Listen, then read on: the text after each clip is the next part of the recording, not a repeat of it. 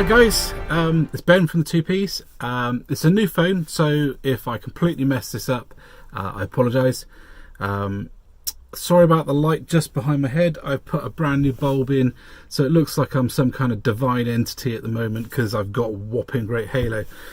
I thought I'd take you through a little bit about how I've been doing the multiple coloured squigs I've been doing, because I've had a few questions on that.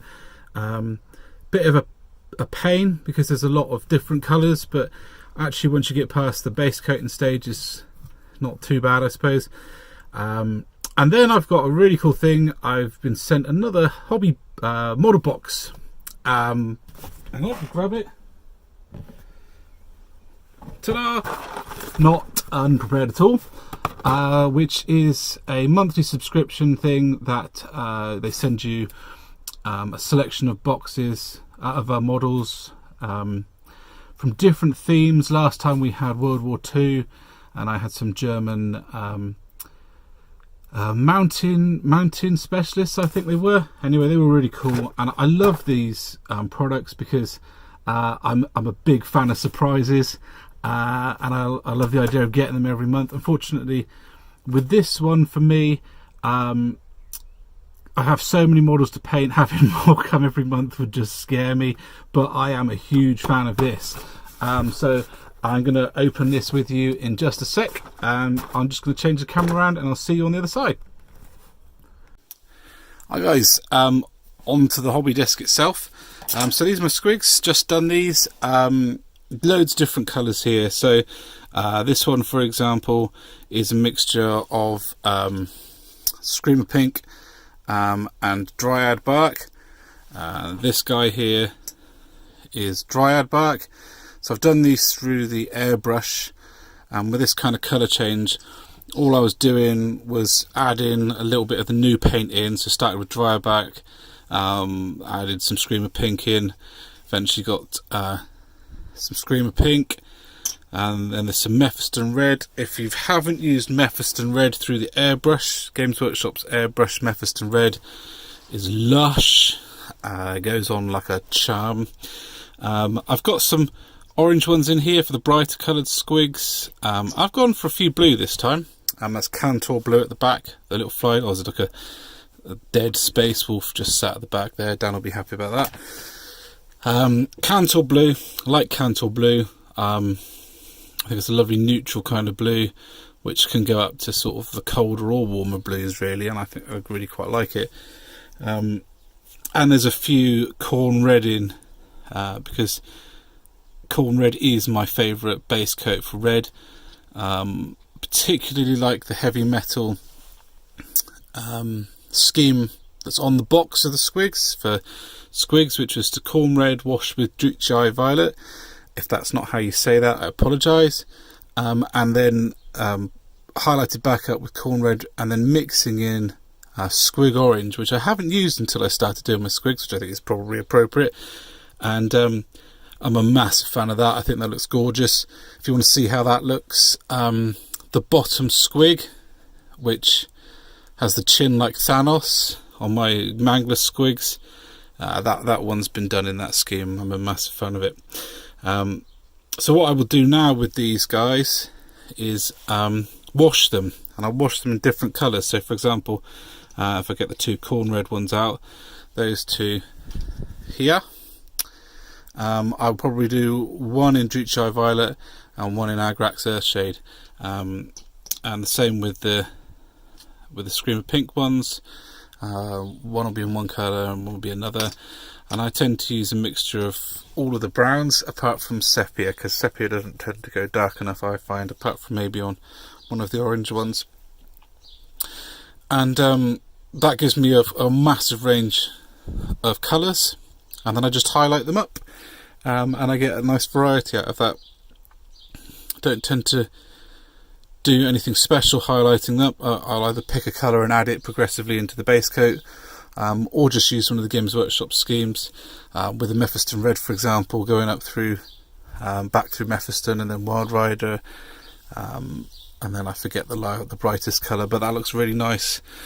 I think they did a great job when they redesigned the reds I was sceptical when I first got them a long time ago, but since I've got used to them, I think they're absolutely superb. The red ones. I haven't used blue all that much actually to comment on those. But I tend to find with these ones I will just add in a brighter colour from the Cantor blue to create the highlights. So enough of my squigs. Oh, sorry, I hit the camera, waving my arms around like a lunatic here. And let's get these out of the way and get on to the model box. Now this, I'm going to pan you back, I think. Panned back. This is as much a surprise for me as it is for you. I haven't even looked at what the theme is this month. So this genuinely is going to be full-on surprise. I can imagine if you're subscribed to this that it's a bit like Christmas every month. It's wicked, isn't it? Oh, what have we got? So, cyberpunk. So, fluorescent watercolours. Crikey. That green reminds me of some of the older Games Workshop stuff. And some Infinity Bell. With a Cyberfox. Sorry, let's have a look at the models. What have we got? They normally have one that they do themselves. Yeah, here we go. The unpainted miniatures exclusive to Model Box. And what is this one? Oh, this is Cyberfox. They always tend to do a fox one. He's really cool. I can see him becoming... Let's have a look at the picture. There, I can see him joining a Outlands gang for me, or just a bit of a quirky thing to paint up. Do love a bit of cyberpunk. What have we got here? Cyborg Hunter from... Oh, I don't know who it's from. The model looks nice though. Look at that, with his hood. I wonder what this is from. Let's see if I can get some more out of the card. Is there anything on here? Human Interface Cyberpunk game. Human Interface is a cyberpunk board game set in 2040. In this box you will receive the Cyborg Hunter or Johnny the Machine Meow. Well, I think the Cyborg Hunter is ace. So, very pleased to have got that one. Basically, this box set is going to create an Outlands game for me, I think. Infinity. Oh, it's an ugly looking dude. Hidden over the top there. Oh, that's an interesting little thing. I really like Infinity models, always have done. Only reason I haven't jumped right in is because I just have too many games on the go at once at the moment, so learning a new one would be just a bit much, especially with models going with it. And what is this? TT Combat. Oh, look at those! So TT Combat is just down the road from me, in Indian Queens. I live in Bodmin. Popped in to see them. Really nice chaps. Great little setup. Primarily they do MDF stuff, but they've just started to do resin after having done a few kind of models that they're doing resin scenery. I say just, it must be a few years now. Crikey, time flies. These are done in the style, by the look of it, of Nuka-Cola machines from Fallout, so well happy about that. Can't wait to crack those open and have a look. Oh, goodness me. I think this is in case you're playing in the dark and you... For goodness sake. Gore, they're not even as bright in the film as they are in real life. Well, interesting to see how what they're... Come on.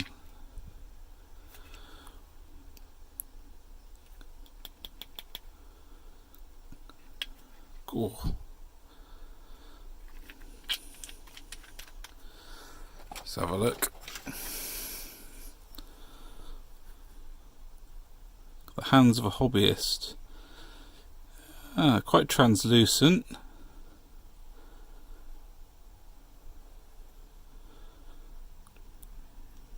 Interesting. See, I would have used this to pick out things like details, but I wonder if the pigment hasn't been shaken up quite enough, because that's quite translucent really. Let's have a second go. I find when you're doing things like picking out details, you're probably better off really with something that isn't quite so translucent.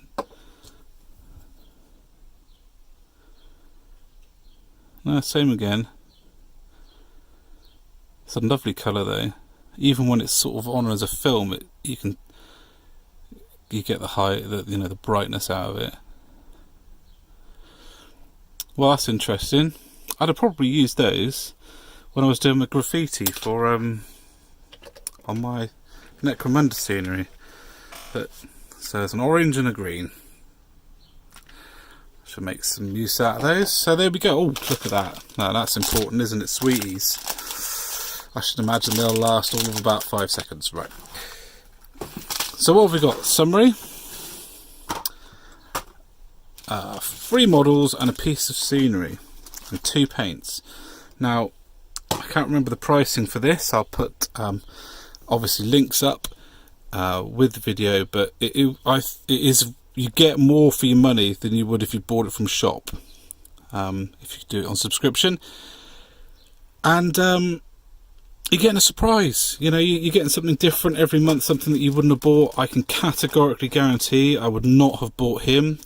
I would not have bought him, and I will paint at least one of them, and the fox. So while I may have bought them for Fallout or something,